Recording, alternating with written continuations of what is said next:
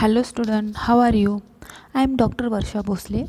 We discussed in last video on the topic absolute cost advantage. Adam Smith's theory of absolute cost advantage. So student, today we are going to discuss on the other theory. Which theory? The name of theory, factor endowment. Theory of factor endowment means Heckscher and Ohlin theory. Heckscher-Ohlin theory. So student, the present day economists have rejected the classical theory of international trade, that is the comparative cost theory, mainly on the ground that it was based upon the absolute labor cost theory of value. Student, listen and carefully. The economists have turned a Bertil-Ohlin's theory of international trade. According to this economics, Ohlin theory has more direct, more rational and more realistic explanation of the phenomenon of international trade. This theory is now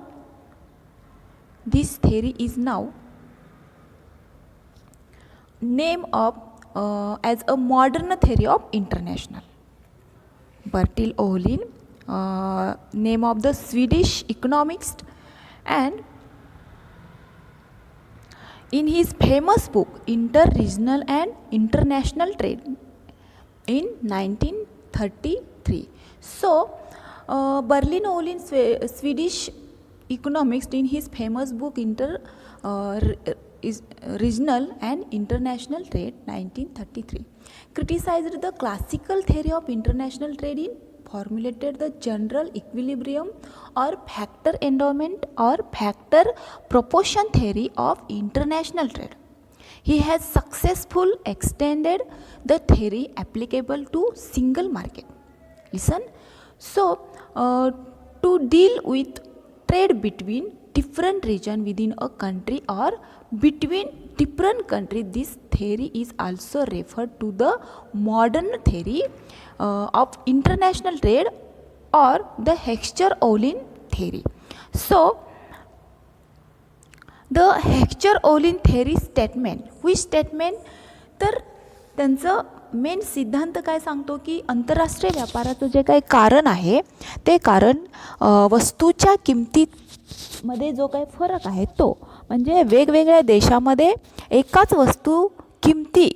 वस्तूच्या किमती जास्त असतात. वेगवेगळ्या देशात नैसर्गिक देणग्यामुळे भिन्नता आणि वस्तूची विविधतातील भिन्नता या दोन्हीमधील काय असतं एकमेकाशी संबंध ओहलिन यांनी काय केलेला आहे शोधण्याचा प्रयत्न केलेला आहे. म्हणजे ॲडम स्मिथनं निरपेक्ष खर्चातील तफावतीमुळं आणि रिकॉर्डनं सापेक्ष खर्चातील तफावतीमुळं आंतरराष्ट्रीय व्यापार होतो असं म्हटलं आहे.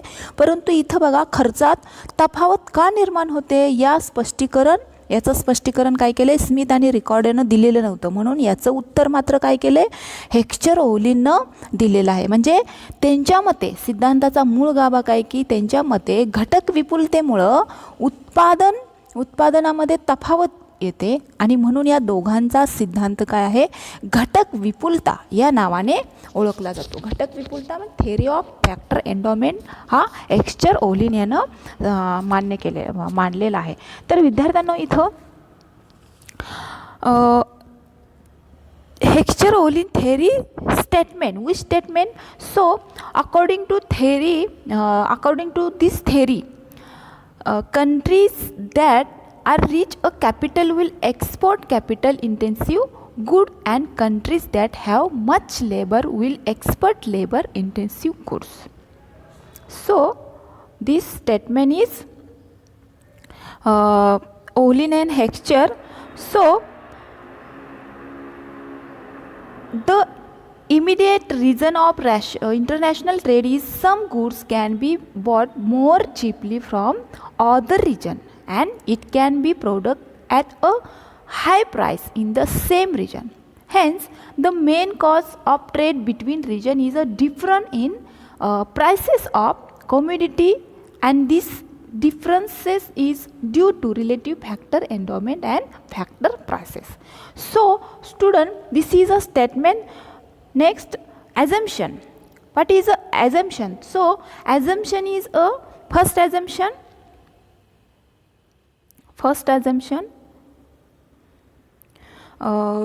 It is a 2 multiple 2 multiple 2. It means triple multiple model. So what is triple multiple model? It is a that is 2 country, 2 commodity and 2 factor of production, labor and capital. This is 2 multiple model. This is. So second is there is no restriction on the movement of good between the 2 region. Third is there are no transportation cost. There are no transportation cost. And next, there are no qualitative differences in the factor of production in the 2 region. Resources are fully employed. Next is there is perfect competition in commodity and in factor markets. Then technically knowledge remain the same. Technically knowledge remain the same. And next, factor intensives are non-reversible. Non-reversible. This is a main assumptions. So student, point out the variation of product factor in cause in interregional trade and specialization just of different in individual ability and aptitude. So this next is price of factor can be symbolical measures. Symbolical, why what is symbolical? So theory's explanation, the theory state that the country where capital is relatively cheaper and labor is relatively expensive, it is said to be capital rich country, whereas a country where labor is relatively cheaper and capital is relatively closely, it is said to be labor rich country. So price of the factor can be symbolically measures. This is symbolically. So PK upon PLE, PK upon PLE is greater than PK upon PLI. So PK, what is mean by PK, PLE, PK, PLI? So P means price of the factor, K means capital, L means labor and E means England, specific name, which country, E means England and I means India. So in the above example, England's capital is a cheap, therefore is a capital rich country. Similarly, India's labor is cheap, therefore it is labor rich country. The same is explained with the help. So that is a table. For example, in the table, see the table. In the table, availability of factor production. This is country production.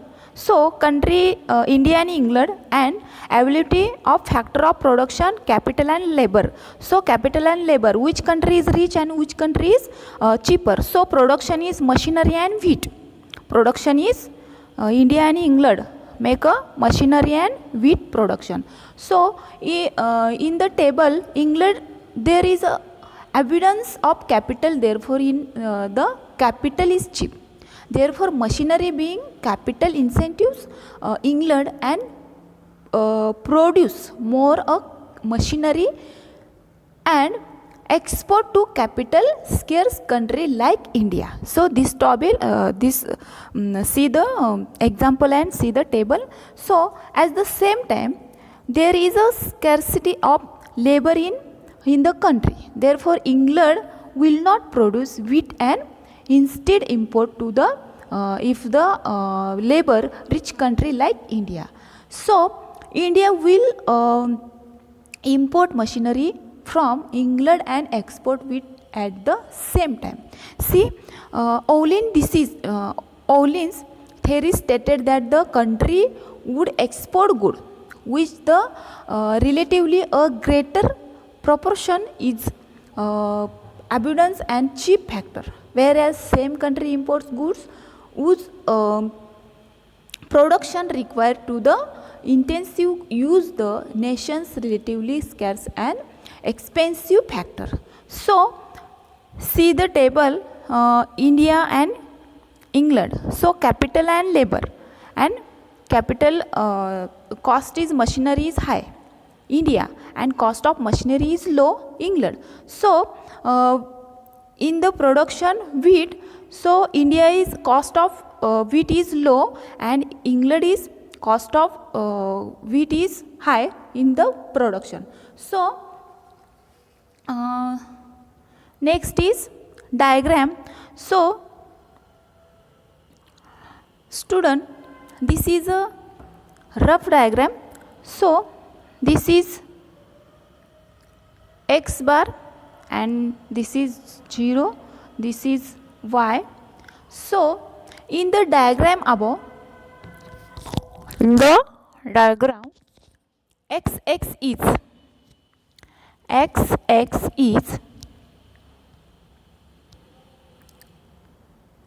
this is x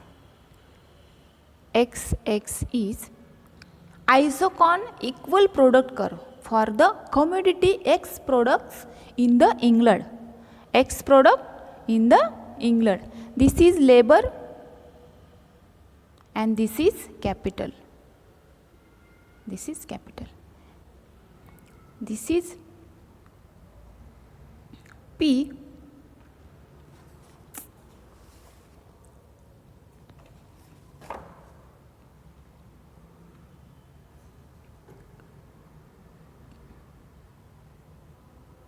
This is P and this is R. So isocant is Y K in 1, Y B M X. So similarly Y is isocant Y. This is Y.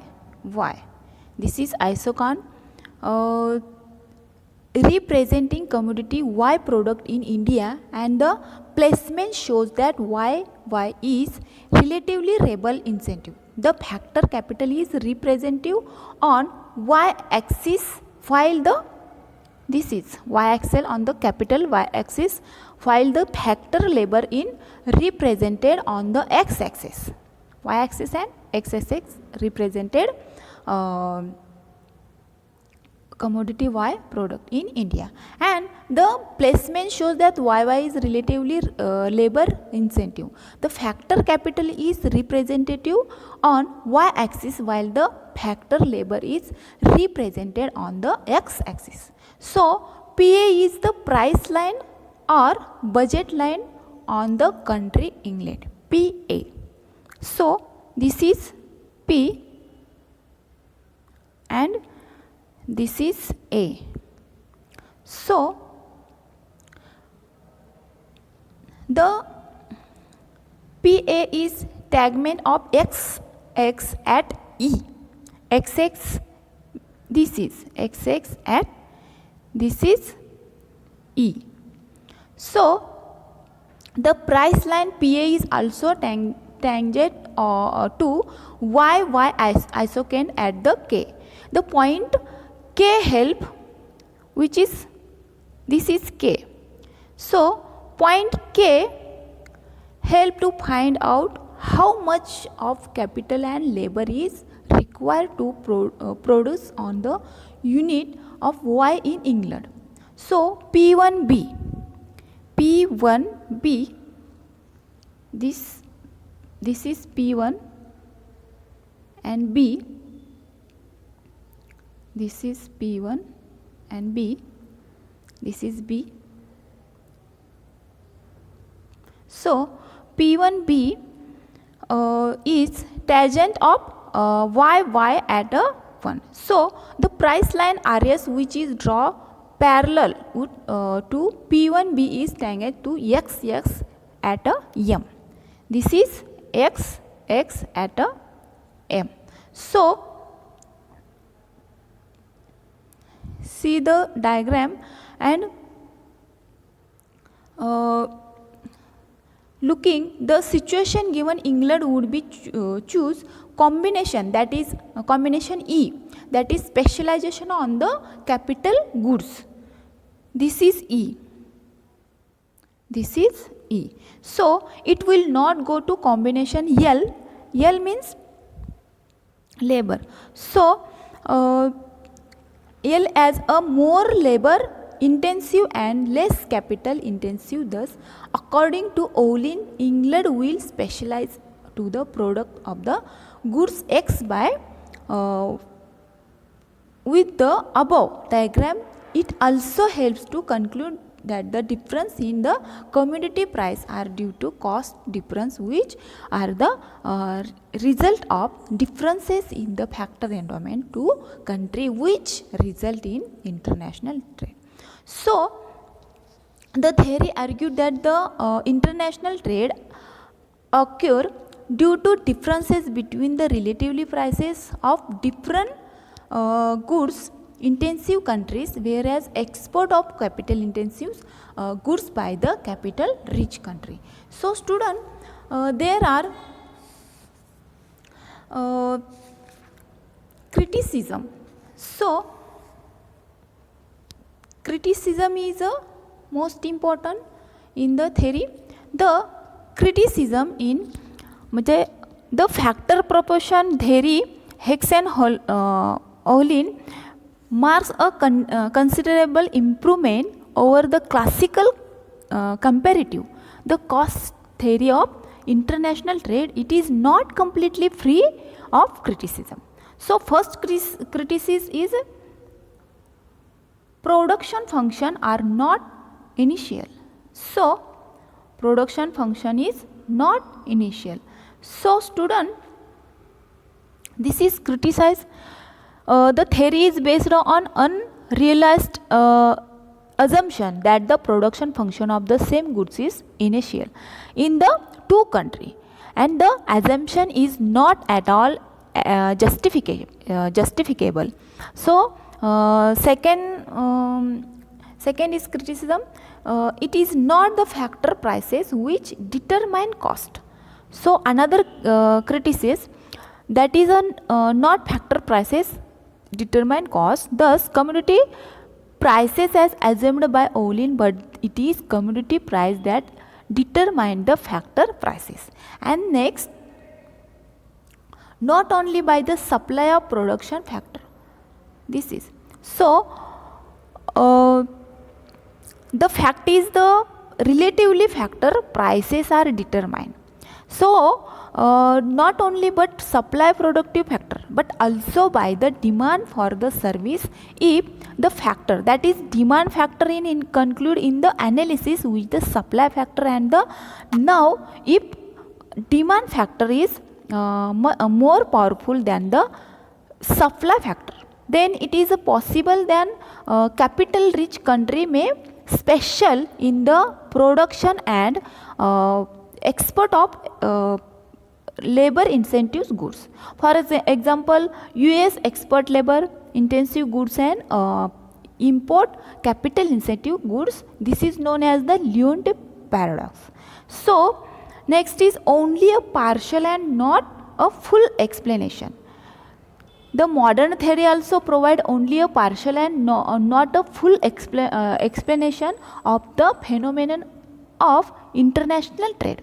So according to Heckscher and Olin theory, trade between the two countries takes place because of difference in relatively commodity prices, which is due to differences in factor prices. So attributed to differences in factor endowments in the two countries. Thus the immediate cause in international trade due to differences in factor endowments.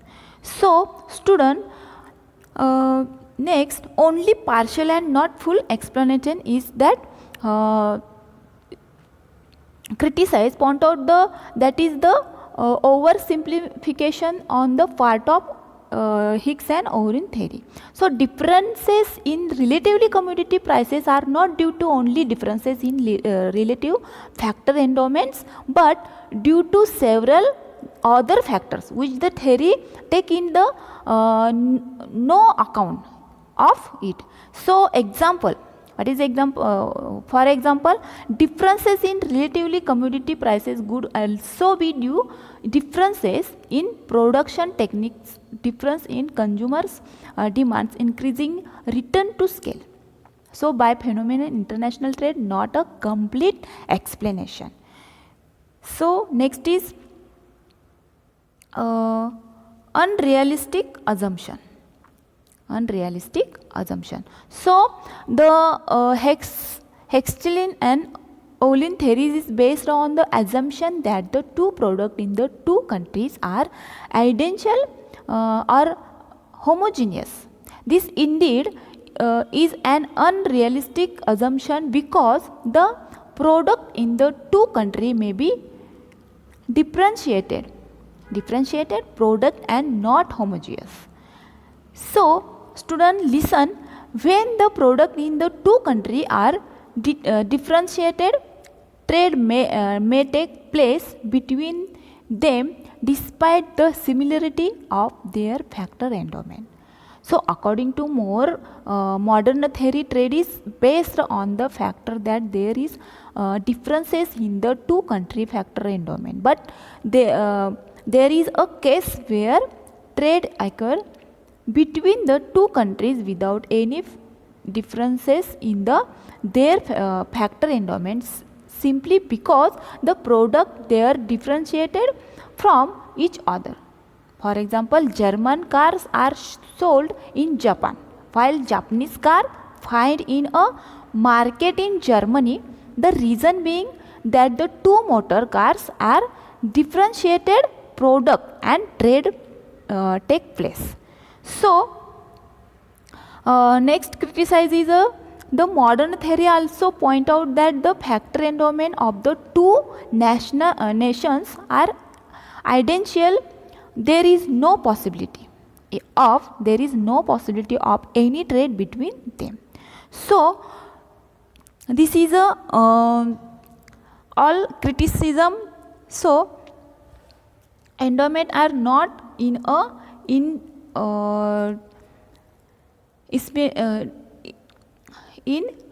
speciable condition, and the challenge in the assumption of the ground that there is no such thing international immobility of the factor of production. So internationally factor of production have never been immobile, as lack of Indians have gone settle in neighboring countries like Malaysia, Middle East country and South Africa and so on. So likewise million foreign currency in the same in the form of capital investment by western country has moved countries Asia and Africa. So the assumption of Ohlin and Heckscher theory is truly not correct. No doubt the modern theory suffer from a variety of drawback and shortcoming, but it offers the best available explanation of phenomenon and international trade. As such is occupies quite a respectable place in the literature in international economics. So student, this is a criticism and overall Ohlin and Heckscher theory I have explained. So is that clear? So student, let's we are stop here. So thank you very much.